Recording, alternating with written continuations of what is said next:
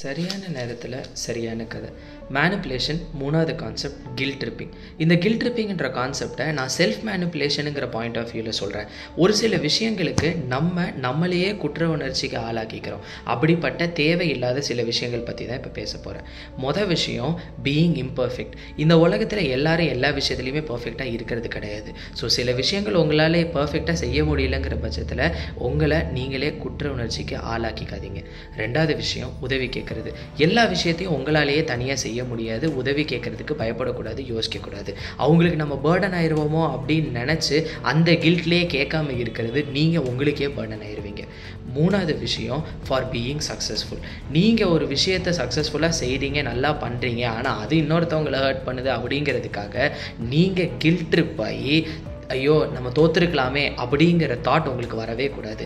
நீங்கள் ஜெயித்தது உங்கள் ஹார்ட் ஒர்க்னால. So you have the right to enjoy it. இப்போது கடைசி ரொம்ப முக்கியமான விஷயம், டாக்ஸிக் ரிலேஷன்ஷிப்ஸை கட் பண்ணுறப்போ நீங்கள் ஒரு சில பேர்த்து கூட பழக்கத்தை நிறுத்துறதுனால உங்களுக்கு நன்மை நடக்குது அப்படிங்கிற பட்சத்தில் ஐயோ நம்ம அவங்களுக்கு நோ சொல்கிறோமே, அவங்கள வேணான்னு சொல்கிறோமே அப்படின்னு நீங்கள் குற்ற உணர்ச்சிக்கு ஆளாக வேண்டிய அவசியம் கிடையாது. ஸோ சரியான முடிவெடுங்க. சரியான நேரத்தில் சரியான கதை. நாளைக்கு பார்க்கலாம்.